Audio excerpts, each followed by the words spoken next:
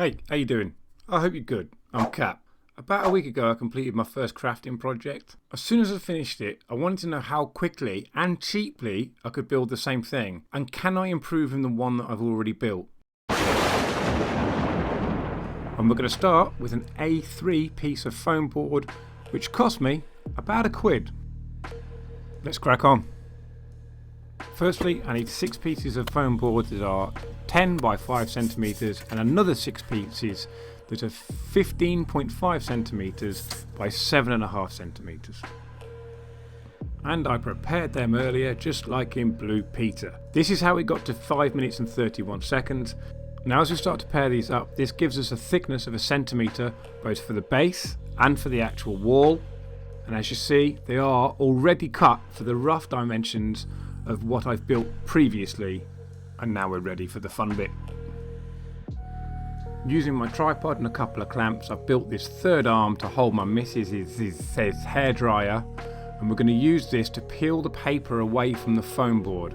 First I just want to slice into the board so we've got something that we can get hold of once we peel it away, and we just turn the hairdryer on.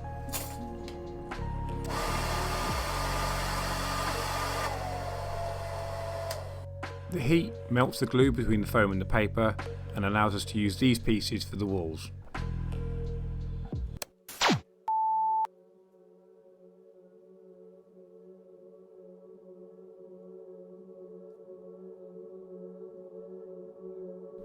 Now it's time to start gluing some pieces together. I am going to use a glue gun. You don't need to, you can use PVA, you just have to make sure you give it enough time to dry properly. These larger pieces are actually for the bases of each of the walls, so we're going to make 3 of them. And then we have the pieces for the walls. Now these pieces still have paper on them, that's fine, it's going to the inside of the wall, you're never going to see it, not going to be an issue. So we'll stick these together. We need 2 of these for our little experiment today, because on these ones we're actually just going to draw the bricks in. On the last wall we actually want to build it like a wall, so we're going to need bricks to make it. So I have these 2 pieces which we're going to cut up and make little bricks out of. I've reset the clock because I've been doing some maths. So far we've spent 9 minutes and 19 seconds on each one of the 3 different walls. For now we need to turn our attention to the 2 easiest ones. We need to turn this into a wall. The original had 9 layers of bricks with the last layer perpendicular to the rest. So let's get on with it. The first thing I'm going to do is with a really sharp blade just slice through this block so that it's got a really flat bottom. Now it stands nicely. I am just going to draw the bricks on. Now I'm going to do it very carefully with a ruler. I've measured all this out before I start doing it, so I know where the lines are supposed to go. Just take your time, get this bit right. Follow that up by putting the pattern of the bricks in, and the next thing we're going to do is just grab some tin foil.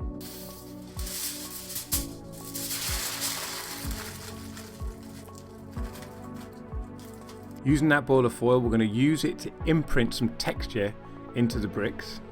Really simple process, just roll it about. You should end up with something that looks like this. Looks like a wall to me. But I'm not finished with these yet. I want them to look a bit decayed, a bit rubbled, a bit messed up.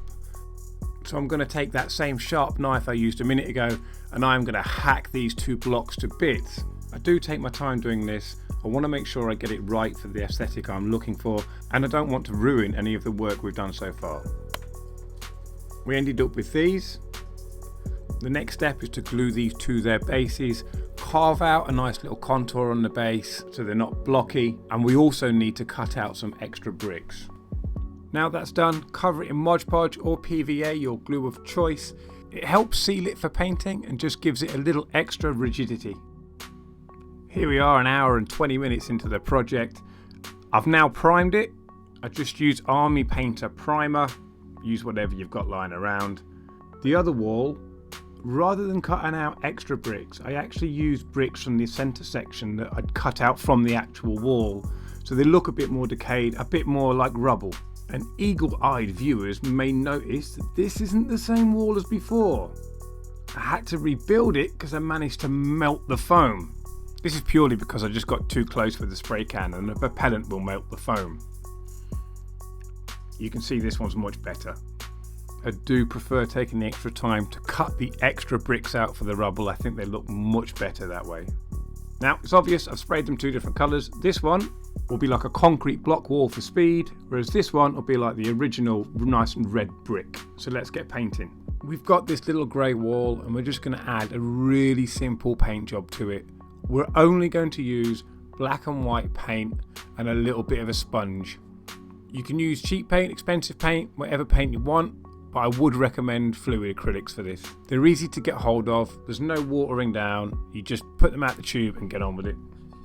We're going to start with the black paint. All we're going to do is we're going to dip the sponge into the paint and then dab off any excess. You don't want a lot of paint on your sponge, just enough. And then very lightly we're just going to tap it on the wall where we think the darker spots are going to be, or where you might want to create a little bit of extra texture.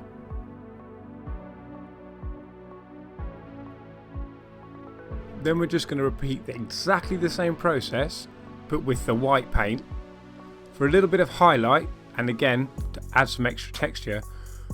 But don't forget, you could also blend the black and white to create a different grey, and you could use that as well to blend the 2 colours.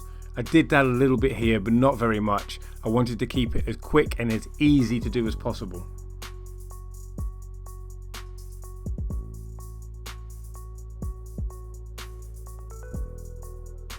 The next step for this paint job is just as easy. We're going to do a little bit of dry brushing. When you're dry brushing, you don't want a lot of paint on your brush at all.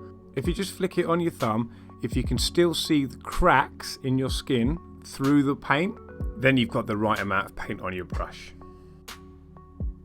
Then we're going to do exactly the same thing as we've just done to a thumb. We're going to do it to all the edges of the wall, certainly towards the top, because what you're looking to do is add highlights to the edges of the wall, some of the bricks on the bottom, just as the light hits it, so you can see the nice sharp edge of some of the bricks. And there we go, painting this particular wall is done. 11 minutes and 1 second to get the wall painted. All we have to do now is base it, and that's another really easy step, and then this wall is done. For now, let's get started on the other wall. First thing we need is a couple of paintbrushes, a jug of water and some kitchen roll. But more importantly, as it's a red brick wall, we need some brown paint, some red paint and some orange paint.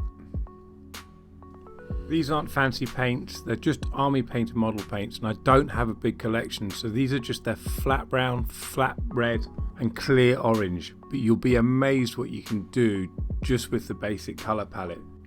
We start with the brown just as a base layer, we water the paint down and we just slap it everywhere. It's got to go on every single brick on this wall, get it on there, let it dry.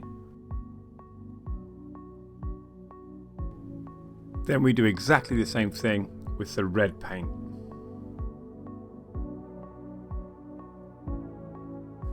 The next step is really simple. We're just going to take some of the red and orange paint, but we're not going to water it down this time, and we're just going to pick out bricks at random on both sides of the wall, top and bottom, to give us plenty of colour variation before the next stage.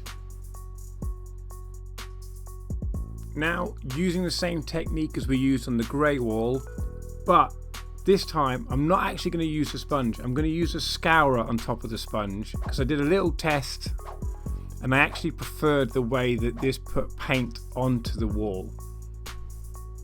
We're going to do this with brown, orange and red, so that we get lots of different colour variations to add texture to all of the bricks.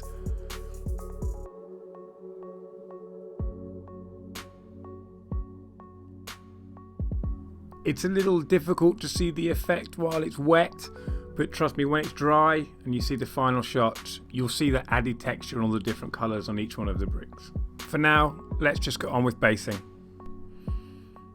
So we've got a few things to get this started. First of all, PVA glue. We've got an old brush, something to put the glue in, And in here we've got some sand. This is actually just garden sand. I've got a big bag of it in my garden for gardening, and it's mixed with some old aquarium rocks. Now I've baked this in the oven for about 20 minutes at about 150 degrees, that's Celsius, to kill off any bacteria so it's safe for using. And all we're going to do is slather the base in PVA glue. I do this in sections because it's just a little bit easier for me to do it that way.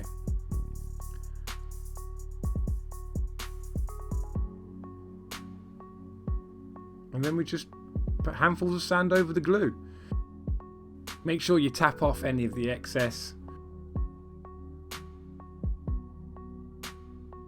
We do this for both bases, but if you intend on flocking the bases, you don't really need to do this. Just hit the PVA glue, chuck the flock on.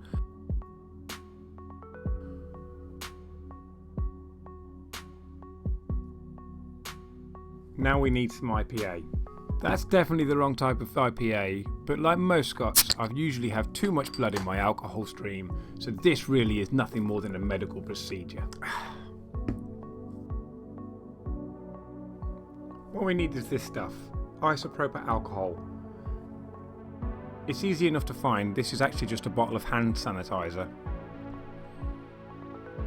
What we're going to do with the IPA is spray it all over the sand, but reasonably carefully. A little bit too much of this and it can actually start to strip some of your paint away from the wall, which we don't want to do. We're then going to follow that up with a mixture of PVA glue and water. 1 part PVA glue, 3 parts water. The reason why we do this is the IPA breaks the liquid tension in the glue mix and allows the glue then to seep into the sand. And when this dries, it will be rock solid, which is exactly what we're looking for. It was always my intention to finish this wall at this point because I wanted it to be as cheap as possible. But I was in everybody's favourite model shop, Tesco, and I found a few things I thought might make a decent alternative to flock. So while I was cooking the other day, I made sure to get my pestle and mortar out, grind some of it down so I've got a nice mix of different colours and textures. So we're going to get back at it with the PVA glue again, but I also found some really small 40k posters on the internet, so I've printed them out on a piece of photo paper. Hopefully that adds a little extra detail to the wall as well. And I think we should probably just get on with it.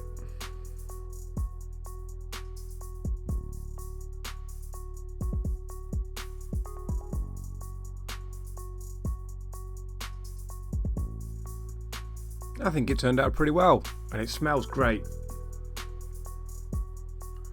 For this wall, instead of using herbs, we're going to actually use some flock and some tufts from Army Painter. The only other thing I've done differently is I've soaked the poster in water before applying it to the wall, just to make it a little bit more pliable so I can make it look like it's been there for a while rather than just being a flat piece of paper.